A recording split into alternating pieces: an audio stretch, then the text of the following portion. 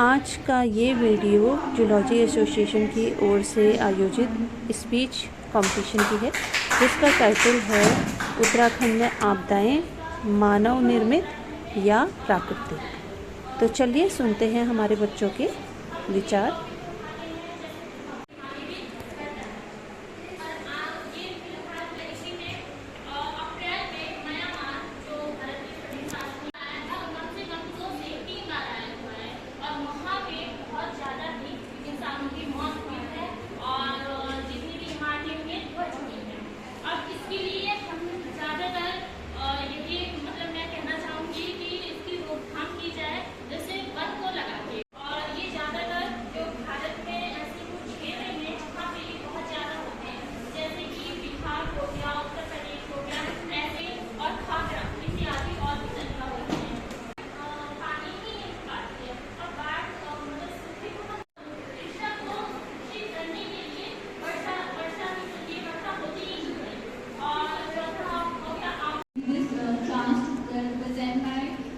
Topic. So today's topic is, as we all know, calamities of Uttarakhand, natural and man-made. Natural और man-made calamities से पहले बताने से पहले मैं बताना चाहूँगी कि नेचुरल calamities होती क्या है एग्जैक्टली। ये हमारे उत्तराखंड में ही क्यों इसके केसेस हमें सुनने को मिल रहे हैं। हमें पता है कि एक नॉर्थ में क्या ही हो सकेगा।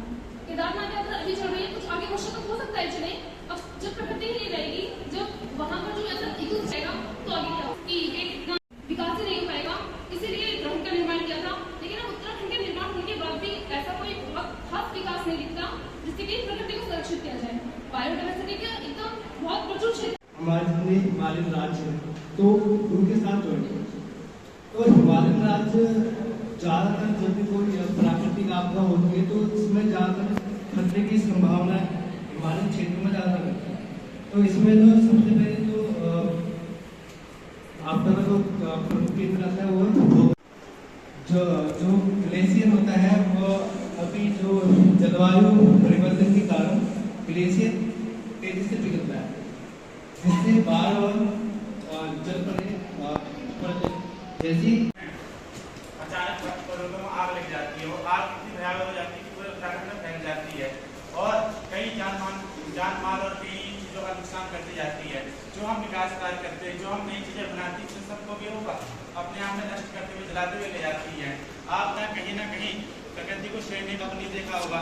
क्या प्रकृति अपना संतुलन बना के रखती है? जब आप किसी भी अगर आप प्रकृति को मान्य जा रहे हैं, नई चीज़ें देने की आगे भविष्य में कुछ ना कुछ तनाव जब भराव हो जाता है, जो आज जितने अभी आते हैं तभी जाके कोई नहीं हमारा।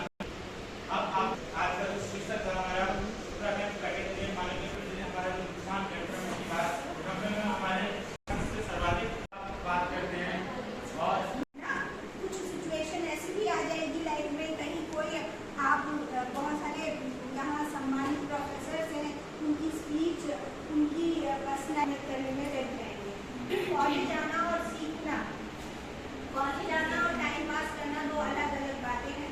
जितने बच्चे संजय सर और सभी प्राध्यापकों की बहन, आपकी जो आज की प्रतियोगिता थी बहुत ही शानदार रही और आप लोगों का जो प्रेजेंटेशन था वो बहुत अच्छा था। कुछ हटके था, अलग में बनाने में मेहनत लगती है।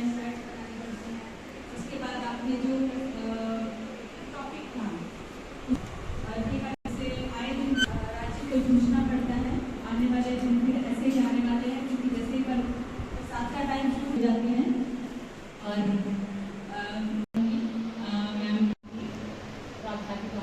डॉक्टर कमला उपाध्याय हमारे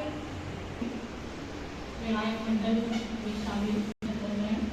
आप सबका इस आयोजन में, इस कार्यक्रम में हार्दिक स्वागत और अभिनंदन और धन्यवाद सभी कुछ करती हूँ कि आपने यहाँ पर जो आज का विषय था, सबसे पहले मैं जंतु विज्ञान विभाग को बधाई देना चाहूँगी कि आज के जो भाषण को उन्होंने विषय रखा वो विषय बहुत ही अच्छा रहा। क्यों अच्छा रहा? क्योंकि ये आप लोग सब जानते हैं कि ये जो करंट अफेयर्स होते हैं, है ना, जो ज्वलंत मुद्दे होते हैं, उसमें शीर्ष पर है कि हमारे पास जो आपदाएं आती है हमारे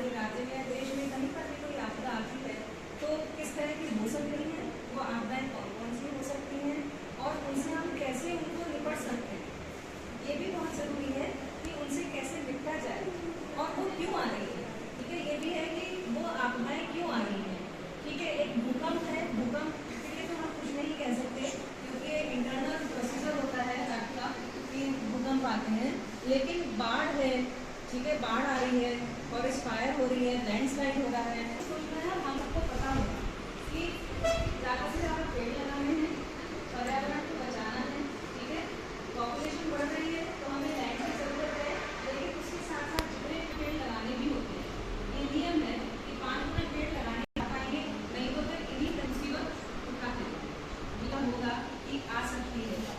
क्या है वो बताएंगे? आ सकती है। मैं आचार्य का बहुत धन्यवाद करता हूँ। सही है।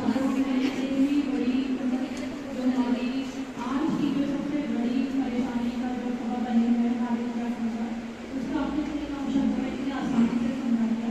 और आपने जैसे हमारे आज के भाषण के विषय के बारे में कहा, तो इस विषय को चुनने के पीछे मेरा कारण ये था कि मैं चाहती थी कि इसमें सभी स्ट्रीम के बच्चे इसमें शामिल हों और विषय ऐसा हो कि साइंस वाले उसको साइंस के ढंग से उसको समझाएं और आर्ट्स वाले वो अपने तरीके से उसको जितना उनको समझ में आता है वो वैसे समझाएं।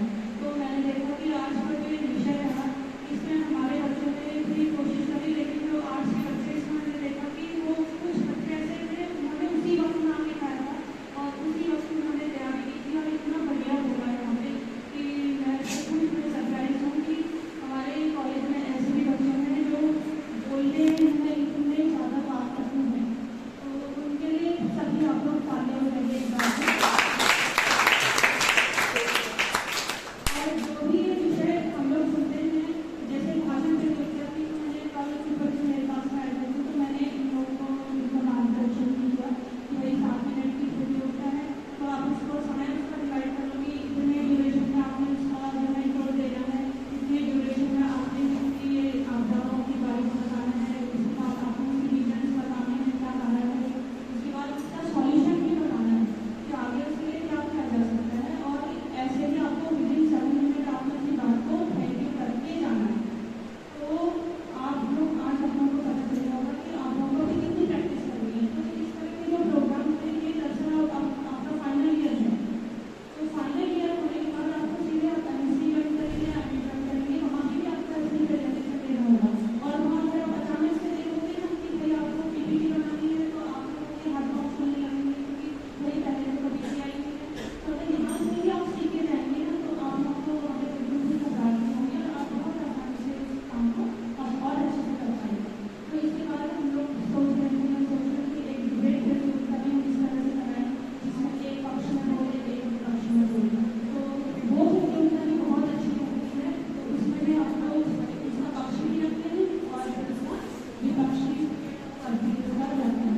तो इस तरह से आगे की हम लोग प्रतियोगिताएं कराते हैं। इसी क्रम में हमारे यहाँ पर डॉक्टर शोभा पांडे ने आपको मंच पे बुलाना चाहूँगी कि वो आज के जो रिजल्ट है उसको अनाउंस करेंगी और साथ ही हम जो प्राइज डिस्ट्रीब्यूशन है उसके साथ हम प्राइज को हम डिस्ट्रीब्यूट करेंगे। और इससे पहले पांडे मैम से कमेंट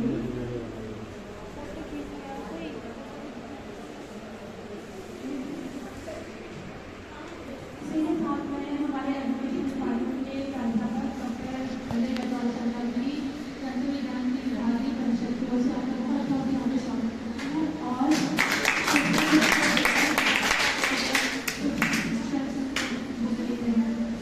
बुके देकर सर को सम्मानित करेंगे। शोहरी सम्मानित करेंगे अजय सर को।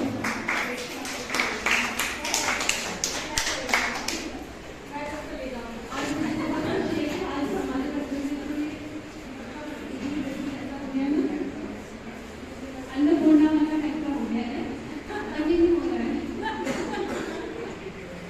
तो अब इसका जो लोग पहले से जानते हैं उनको तो बताइए, हम लोग बताएंगे।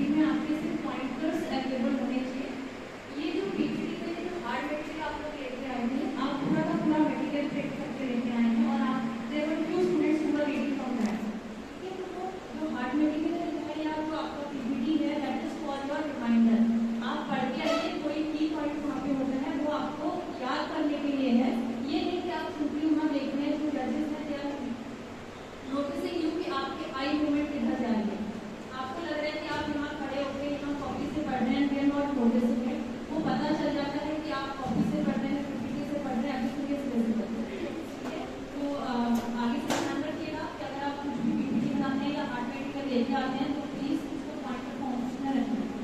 ठीक है, this is all I want to say. Now the most awaiting moment इसके लिए स्टूडेंट्स वेट कर रहे हैं। तो first of all the consolation prize, any guesses students? Swani. There are 3 prizes, first, second and third, and the last one is consolation prize. So we are starting from the payment, that is the consolation prize. So, Sumit.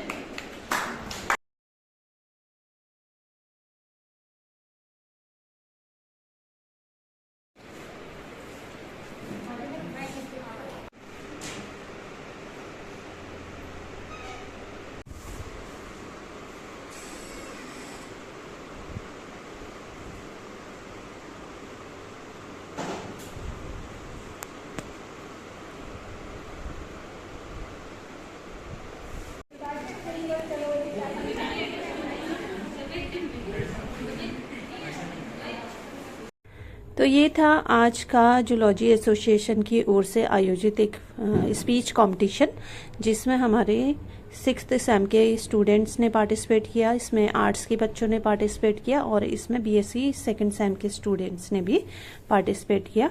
तो इस तरह से last में refreshment सभी बच्चों के साथ में हम सभी टीचर्स ने भी इंजॉय किया और इसी के साथ ये प्रोग्राम यहीं पे ख़त्म होता है। और इसके बाद फिर हम एक डिबेट कंपटीशन भी आगे करेंगे, हालांकि अभी एग्ज़ाम होने वाले हैं, लेट्स सी कब टाइम होता है।